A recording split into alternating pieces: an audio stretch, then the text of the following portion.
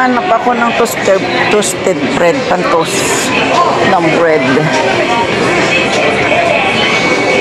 Saan kaya? Ayan siguro dito sa kabila.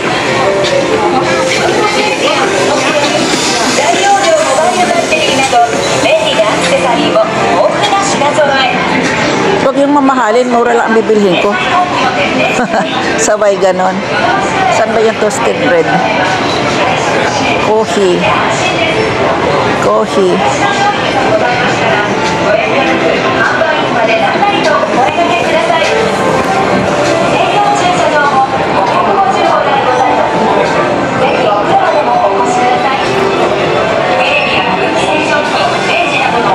Siguro dito.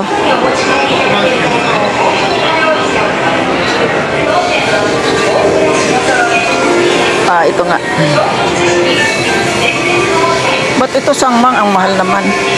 Hanap tayo ng murang toaster.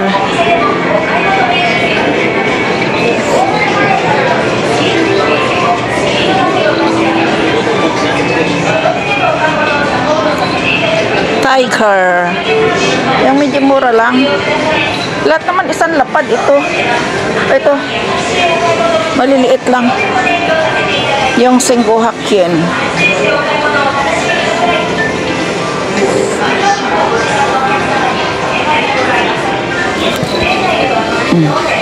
May tigsasang singin nga ito, 3,000 lang. Oh, masyado namang maliit. Dalawang tinapay ang pwede.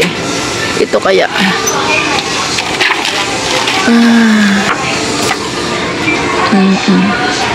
Nasira yung ko, nilinis ko lang yung nasira na. Ba't ang dami nitong pipindutin? Compact daw. Ito.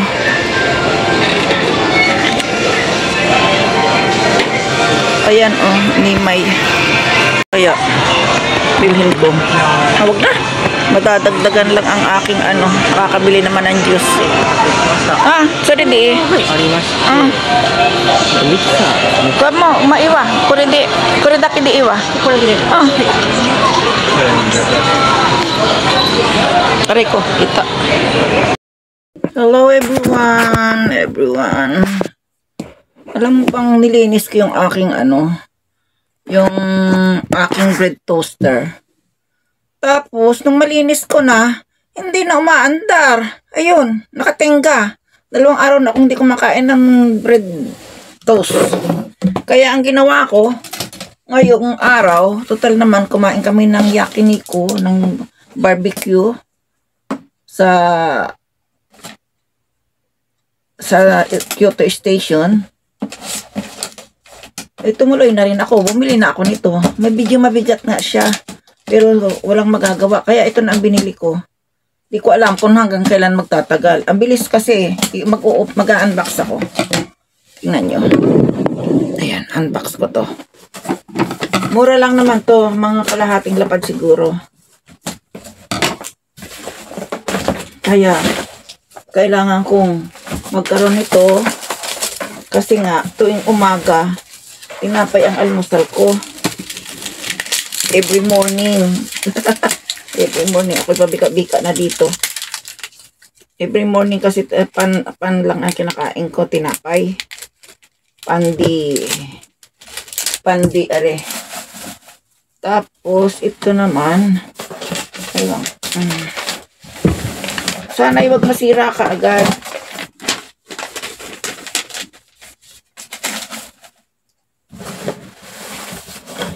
Tigas na karton.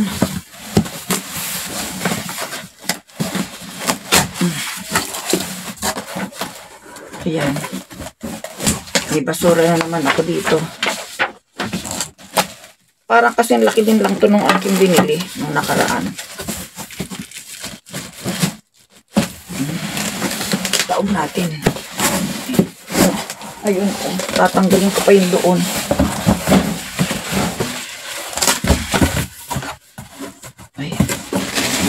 Sana hindi ka masira kaagad.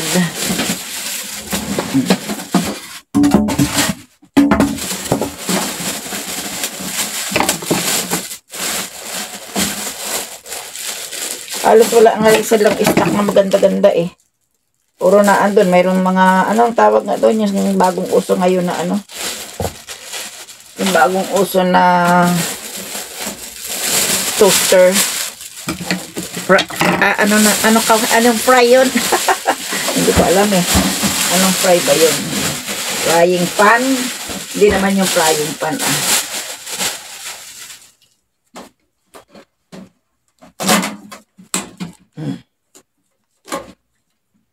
Bakit ito? Ayan.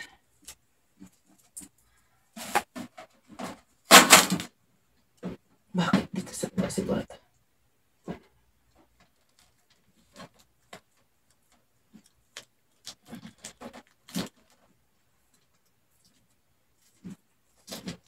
Dami naman pandikit.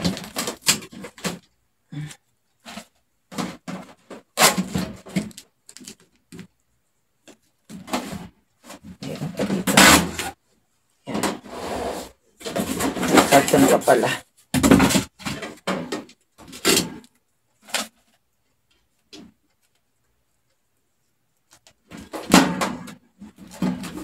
Pareho lang to ng akin.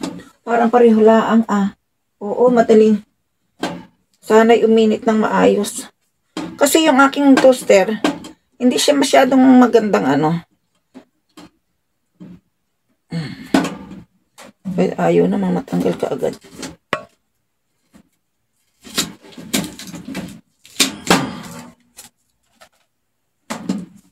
Itong isa. Nilinis ko lang eh. Ah, ito pala. Alam ko na kung paano linisin. Mali pala yung pagkakalinis ko. Kaya, ayun. Tika, may isa pa. Ang tali naman ito, grabe.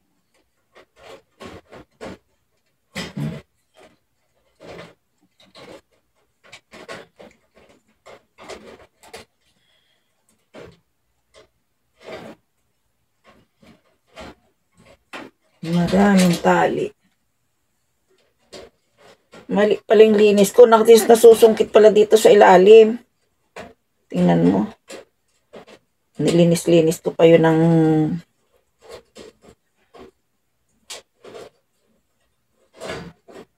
Ayan.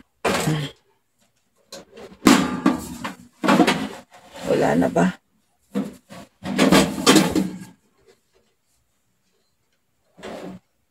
Iba ito ah. Parang mahirap ng linisin.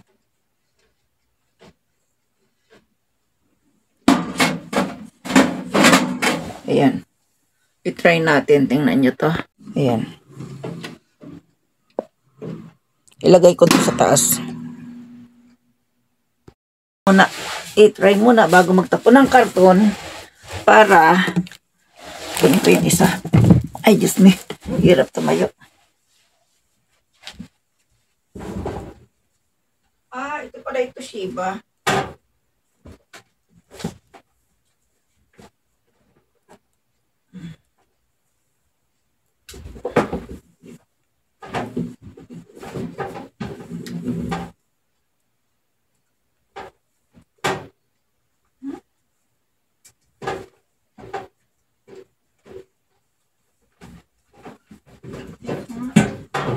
Parang nawala.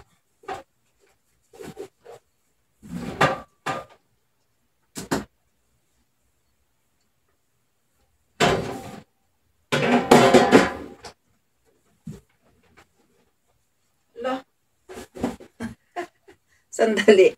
Para baka nagkamali lang ako ng saksak. Madudoble ang aking ano. Tingnan ko nga. Kasi sinaksak ko talaga ito. Ah, hindi nakasaksak lang pala siguro. Ano ba yan?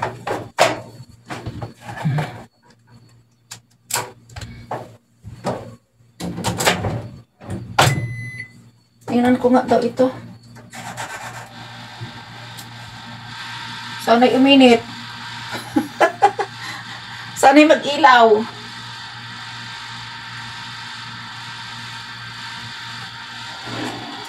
Ayun.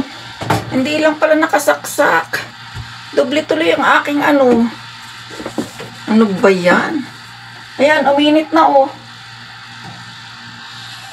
2 beses ko pa itong chinek. Nagkaroon tuloy ako ng isa pang toaster. Ibigay ko na lang yan kay Chester kapag pumunta rito.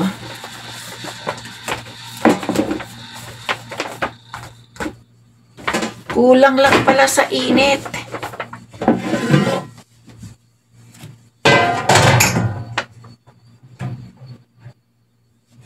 Ano ba yan?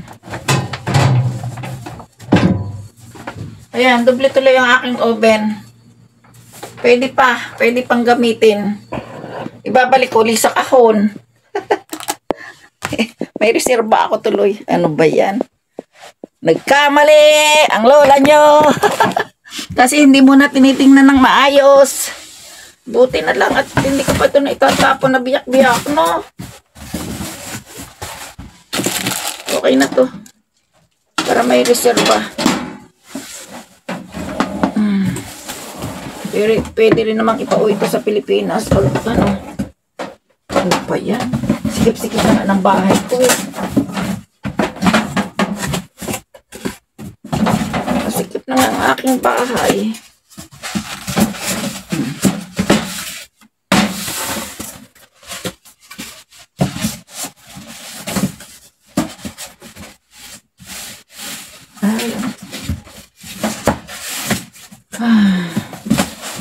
Balik pa ahon.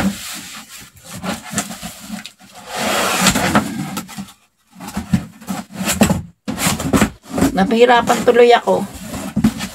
Ayan. Kasi akala ko sira na. 2 beses na akong nag-ano kaninang umaga dyan eh. Inayos. Buti na lang. Buti pa pala tiningnan ko ng tiningnan kanina ano. 2 pa kami ni Chi. Sabi ko, Chi, tingnan mo oh. Hindi gumagana.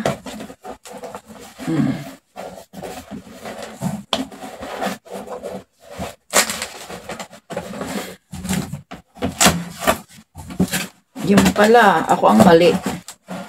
Hayaan mo siya. Pwede naman itong reserva.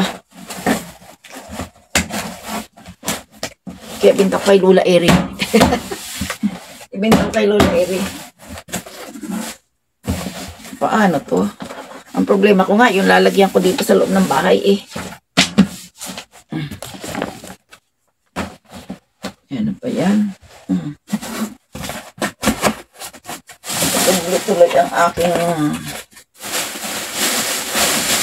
Pero hindi, malapit na rin naman bumigay yun talaga.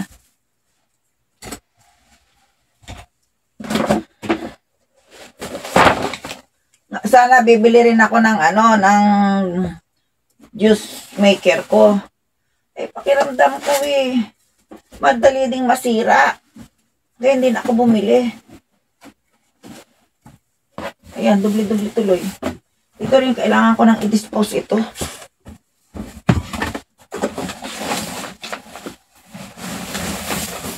Hindi kasi makarating doon sa binilan ko nung layo.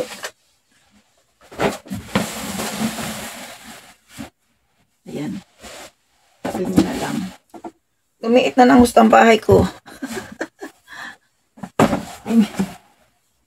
Oh. Wala nang paglagyan.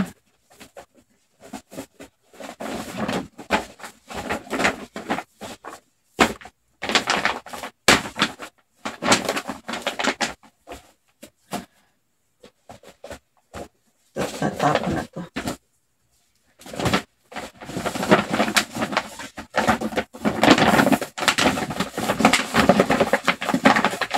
Basura. Anong araw ba bukas? 9, 10 bukas. Bukas pa ako isang araw pa pala. Ayun tuloy, naging kwento tuloy yung aking pag-unboxing, no?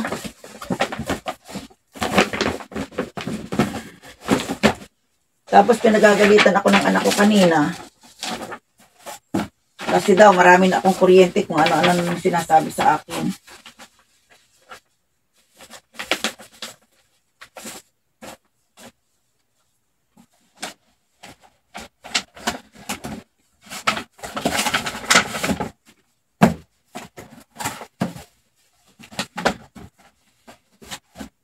Ganyan.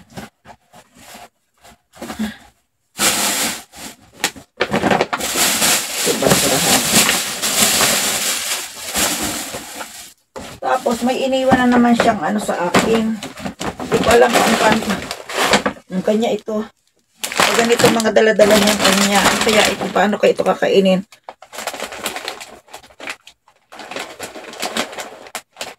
Kilag-kilag bumili ng ganito. Bigay ko sa kay Kila Kathleen.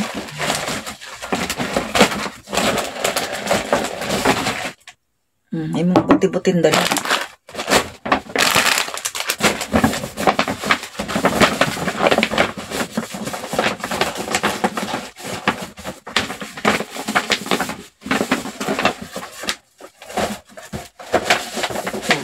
Wala na akong wala na akong paglagyan ng gamit ko.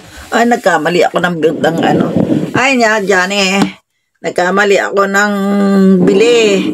Akala ko sira na kasi 2 beses, 3 beses ko pa yatang nag-try ako. Wala, hindi ko makita kasi ang ano. Hindi ko makita ang diferensya. Yung pala hindi nakasaksak. Ang naisaksak ko yung oven toaster. Ay, yung ano, yung oven range ko. Yung microwave. Tapos, hinawakan ko pa yung dulo. Ano, talagang mali. Talagang ano, maraming iniisip. Bye-bye.